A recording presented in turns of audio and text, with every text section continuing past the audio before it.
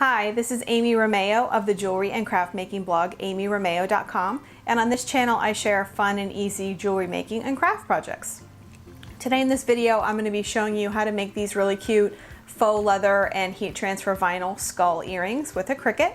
You can use a Maker or an Explore Air 2 or even the Cricut Joy. I'll be showing you step by step how to make these with a Cricut, and you can also grab the free SVG cut file for these earrings from my blog.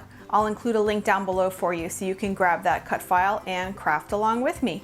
If you like this project, I really hope you'll like and subscribe to my channel so you can be notified when I post new videos. And if you're ready to get started, let's jump right in. Let's go over the tools and materials I'll use to make these earrings. The first is a Cricut cutting machine. I'll be using the Cricut Maker, but you could also use an Explore Air 2 or the Cricut Joy. I'll use a green standard grip cutting mat and a purple strong grip cutting mat, a weeding tool, a pair of scissors, some blue painter's tape, some black faux leather for the background, and then for the skull I'm going to use some white heat transfer vinyl. You could use the solid or glitter, and I'm going to show you an optional technique using iron-on foil. This is the pewter color, and I'm going to apply this to the back of the faux leather. But again, that's an optional step. I'll be using an Easy Press Mini to apply the heat transfer vinyl to the leather.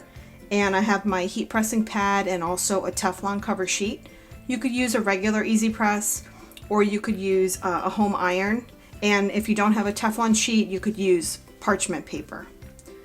I'll be using flat nose pliers to attach the earring hooks, a 1/16 inch hole punch to make the earring holes, and then some 6mm jump rings and earring hooks to finish off the earrings. I'll have a list of all of these materials in the link so you can see exactly what I'm using in the description box below. And now let me show you where you can grab the free SVG cut file for these skull earrings from my website. To get the free SVG cut file for these earrings, you can go to my website, amyromeo.com, and the file is inside my resource library, which is password protected. To get a password, you can click on Get a Password, and you'll receive the password via email, and then you'll just return to this page and click on Resource Library, enter the library, and you'll see the download file available. When you download it, it will be inside a folder that will need to be unzipped before you can upload it to Cricut Design Space. So in Cricut Design Space, you'll click on the upload icon and then upload image, and you will browse to where you've downloaded and unzipped the SVG cut file. Click on it to select it. You'll see a preview of the shapes. Click Save, and then click on the shapes again and click Insert Images. And this will bring your earring shapes onto your canvas. You'll see there's two shapes. There are the skull earrings with earring holes pre-cut and without earring holes. And I like to cut the earrings without the holes and then punch the holes with a hole punch. So I'm going to click the eye icon on the right hand panel on the layers for the shapes that already have the holes cut, because I want to hide them and not cut them. If you want to change the size of these earrings, you can, although I think they're sized really well for earrings as they are. But you could do that by adjusting this arrow slider or by changing the height in the size menu bar up here. So I'm happy with the size, so I will click Make It. And we'll see that Design Space separates out our two cutting mats. The first mat will be the skulls that cut from the white vinyl of your choice, and the second mat will be the black mat that will cut from faux leather. And I don't need to mirror either of these mats, so I will click Continue. I want to cut the faux leather mat first, so I've clicked on it to select it, and I'm going to choose the faux leather paper thin setting. If you don't have this setting as a favorite like I do, you can click on Browse All Materials and search for it to locate it. If you're using an Explore Air 2, you'll want to have your dial turned to custom first before you try and find this setting. And if you're using the Cricut Joy, you will want to select that you're cutting your material on the mat before you see faux leather pop up as an available cut setting. I also have a video about cutting faux leather with a Cricut Joy specifically, which I will link to if you want to learn more about using the Joy. So I will click on Faux Leather Paper Thin to select it, and in the pressure menu I always choose more. So now that the settings are made, I will prepare the first mat and show you how to make that cut. The first thing I want to show you is how to put foil iron-on the back of the faux leather before we cut on the cutting mat, so that the back of the faux leather will have a finished look. Sometimes when faux leather is very thin or floppy, it's nice to have something on the back to give it a little stiffness. And I actually made a whole video about 4 different ways to put something on the back of faux leather, and I'll link to that video for you. So I've cut the faux leather to the size in Cricut Design Space that I know my shapes can cut out with having a little bit of overlap. And then I've cut a piece of foil iron-on in the pewter color. This is Cricut brand, just slightly smaller. And this is the back of the faux leather, the fuzzy side.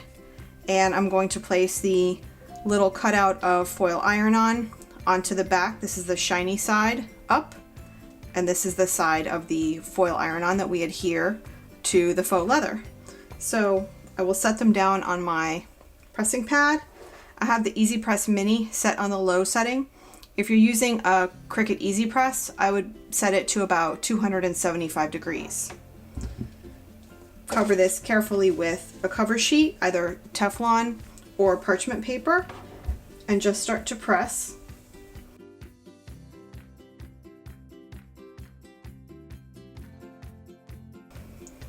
And this will be hot. I'm going to show you a little trick for peeling off the cover sheet. I don't want the foil to wrinkle, so if I hold the faux leather down flat and I curl away the cover sheet, that'll keep the foil as wrinkle-free as possible. So now we have the faux leather texture on one side, and this will be the back with the pewter, and we're going to cut the shapes out. So since the foil's already on the back, it'll cut out perfectly with the foil on the back for a really nice finished look. I'm ready to put the faux leather on the cutting mat, and I'm going to put the faux leather pretty side down, foil side up, or just plain back if you chose not to put the foil. And I'm going to place it on the purple strong grip cutting mat and press it down very well. And then using regular blue painter's tape from the hardware store, I'm going to tape down the material on all 4 sides.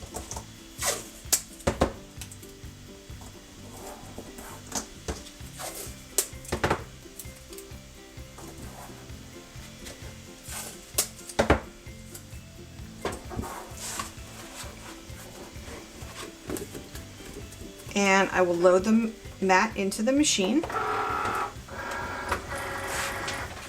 Pull this forward a little bit for you. To begin the cut, press the C button.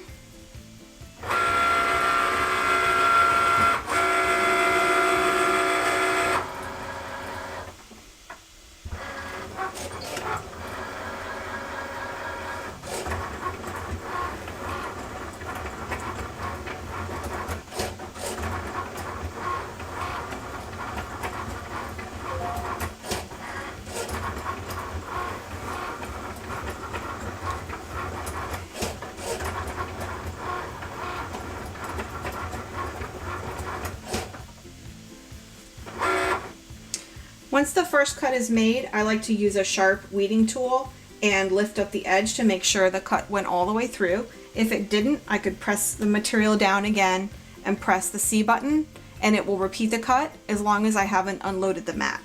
But this faux leather cut nicely, so I will press the double arrow button to unload and just remove the skull backing, and there you can see the foil iron-on is on the back. So we can just put these aside.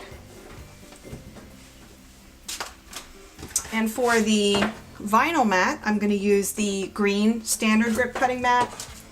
The little piece of regular iron-on, this is not the glitter, this is just the regular white. I will press it down, shiny side down, load it into the mat, And I'm going to use the washi sheet setting because this is a more of an intricate cut, but you can also use vinyl or whatever cut you normally use, whatever cut setting you use for heat transfer vinyl.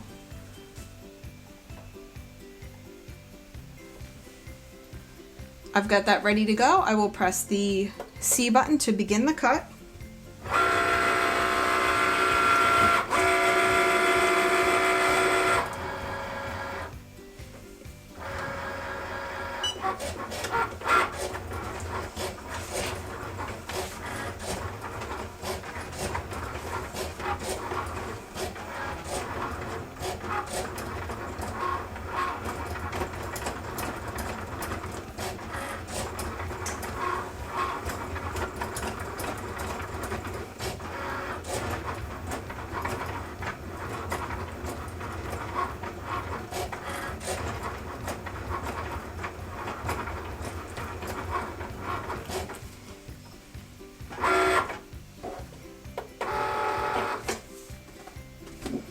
Our little skull shapes have cut out.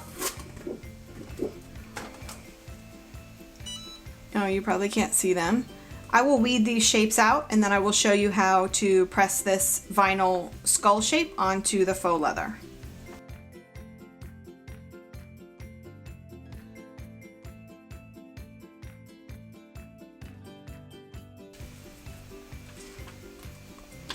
So I've weeded out the little skull shapes. And I will bring back in my heat pressing pad.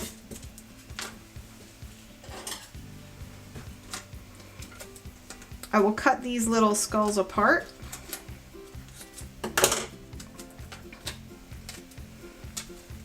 And I'm going to press them one at a time.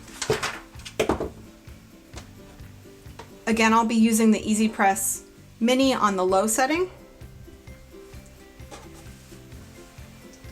I'll place the faux leather backing down and then just line up the little skull shape. Cover with the Teflon sheet and I'll press firmly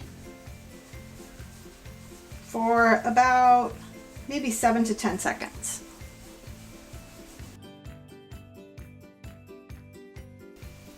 Peel back the cover sheet and there's our first little skull with the foil on the back.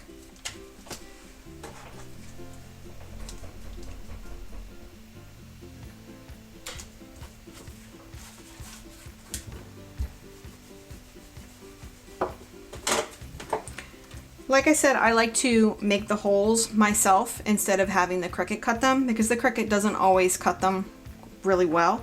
So I use a 1/16 inch hole punch. I got this on Amazon and I will link to it in the description box for you. It works really well to make holes in faux leather earrings. So I just line it up and punch. And then I like to use the first earring hole to make the second earring hole just so they are the same front to back.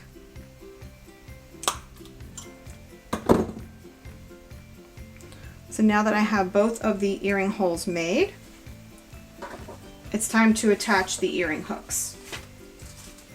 And I use 6mm jump rings. They're a good size for faux leather earrings. You could also use 5mm if you wanted to. And I'm using regular earring hooks, shepherd's hooks, but what I need to do first is turn the bottom hook so that the earring will hang straight. If I just attached the skull to the earring hook now, the skull would hang sideways. So I'm going to show you a quick little trick.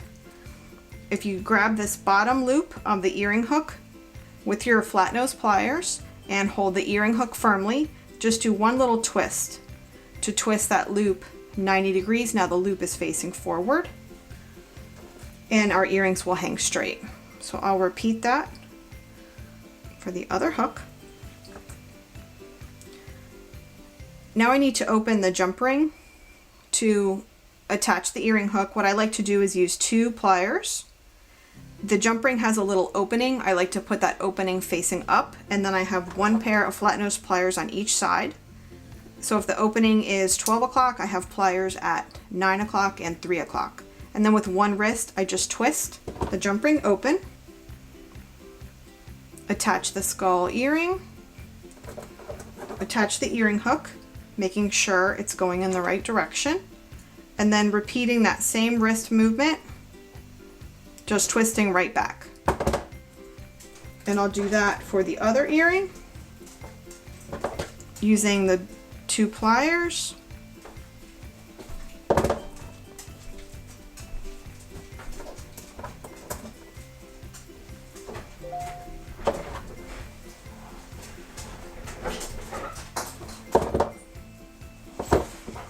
And there you have it. The little skull earrings are complete. I hope you like this project and you're feeling inspired to make some Halloween earrings yourself. Remember, you can grab this free SVG cut file for this particular design in my blog's resource library. I'll leave a link below in the description box for you.